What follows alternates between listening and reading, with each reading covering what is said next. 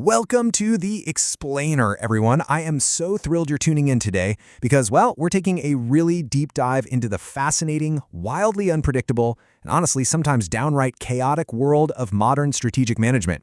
If you've ever felt like the rules of business are changing way faster than you can even write them down, you're absolutely in the right place. We're going to unpack exactly why that's happening and, more importantly, how the absolute best organizations out there are adapting to it all. Okay, let's just dive right into this cold hard truth. Look at the progression of thought we have going on. First, we've got management thinker Gary Hamel reminding us that, look, you simply can't solve completely new problems using old principles, right? Standardization, strict hierarchy, they just aren't cutting it anymore.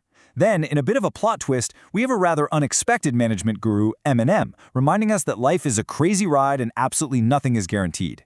And finally, the legendary Yogi Berra summing up the whole shebang perfectly. The future ain't what it used to be. It's so true. We are living through a time of literally unprecedented technological disruption, massive shifts in market demands, and global interconnectedness. Predicting tomorrow based on what happened yesterday? Yeah, that's a luxury we simply don't have anymore. So, to navigate all of this, we need a map. Here's our agenda for today's explainer. First up, welcome to the VUCA world. Number 2, zooming in on complexity. Third, decoding complexity theory. 4, coping with organizational complexity. And finally, number 5, thriving at the edge. Let's get moving. Welcome to the VUCA world.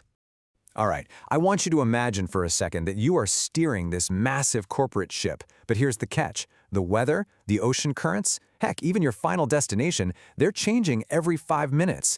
The winds of supply chain disruptions are absolutely howling. The tides of consumer trends are shifting right under you, and these massive technological waves just keep crashing over the bow. That storm? That brings us to the acronym that basically defines modern strategic management, VUCA, V-U-C-A. It stands for volatility, meaning sudden, drastic changes, uncertainty, which is our sheer inability to predict the future, complexity, the massive tangled web of interconnected factors, and ambiguity, the total lack of clarity about what events even mean anymore. Now, there's a fun little Easter egg from our source materials I actually have to point out because it's kind of brilliant.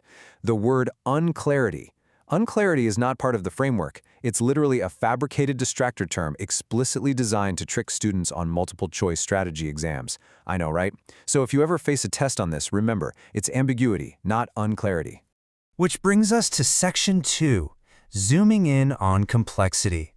Now, while we have that broad VUCA environment, to really figure out how to manage our corporate ship, we need to zoom in entirely on that C, complexity. It is arguably the most intricate and challenging element of the whole framework. What's really interesting here is the interconnected web of variables a modern strategist has to juggle. It's like a giant puzzle.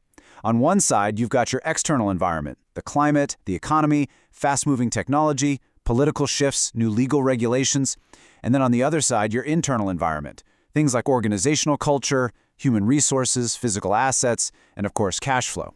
Complexity happens because literally none of these factors exist in isolation. A single, seemingly small shift in global politics can immediately impact your supply chain, which then alters your internal cash flow, which suddenly forces a massive change in your organizational structure. They interact in entirely unpredictable ways. This isn't just a simple checklist, it's a living, breathing ecosystem. Moving on to Section 3, decoding complexity theory.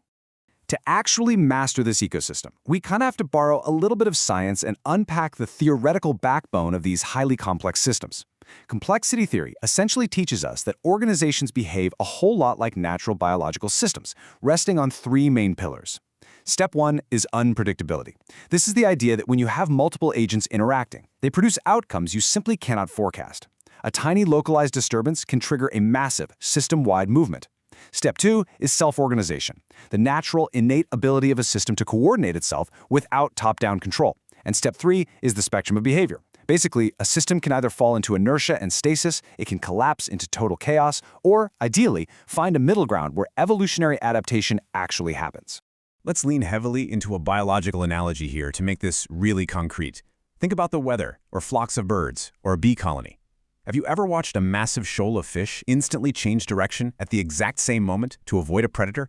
It's incredible. And guess what? There is no CEO fish giving orders over a tiny megaphone. There's no rigid vertical hierarchy telling the bees exactly how to build their hive. Instead, they rely on highly sophisticated, self-organized coordination based entirely on simple local rules and interactions. So, the primary takeaway from our sources is this. If human crowds and biological colonies can display this incredible level of self-organization, human organizations absolutely have the exact same capacity. No doubt about it. So the crucial point is figuring out exactly where you want your organization to live on this spectrum. You definitely do not want inertia. That's a stagnant company that just refuses to innovate. But you also don't want total disorder and chaos where absolutely nothing gets done. You want to position your firm right in the middle, in this sweet spot known as the edge of chaos. I love that term, the edge of chaos. This intermediate zone is where the magic happens. It's where you get small, localized adaptations occurring right alongside massive, occasional evolutionary leaps. It's where creativity and operational capability perfectly integrate to give you a massive competitive advantage. Section 4. Coping with organizational complexity. All right, let's zoom back out from the theoretical stuff and get back into the boardroom. How do we take this cool concept of the edge of chaos and actually apply it? Well, the answer lies in fundamentally redesigning how we work. In a stable, highly predictable environment, traditional hierarchies, they work just fine. They're authority-based, vertically integrated, built for control and compliance. But in our complex VUCA world, those rigid vertical structures become incredibly unwieldy and just way too slow. Think about it. If you need a decision to travel up 5 levels of management just to adapt to a changing market, your competitor will have already eaten your lunch. Instead, complex environments demand informal, consensus-based, and horizontal structures. You need a self-organizing system where communication flows easily across departments, allowing for a rapid, almost instant reordering of resources. And this brilliantly illustrates how the shift entirely changes the game for the people inside these new structures, specifically middle management. Back in the old system, middle managers were essentially just administrators and controllers. Their whole job was to enforce the rules vertically. Today, informal structures and self-organization have completely transformed their identity. Managers now have to act as internal entrepreneurs, coaches, and team leaders. They have to manage organizational learning, foster communication, and truly empower their teams to make decisions locally, just like those shoals of fish responding naturally to their immediate environment. Finally, Section 5, thriving at the edge. So we've covered the VUCA environment, the underlying theory, and the structural changes required. But how do we move from merely coping with a complex world to actively thriving right there at the edge of it? The core solution, echoed all throughout our sources, is brilliantly simple: decentralize to survive.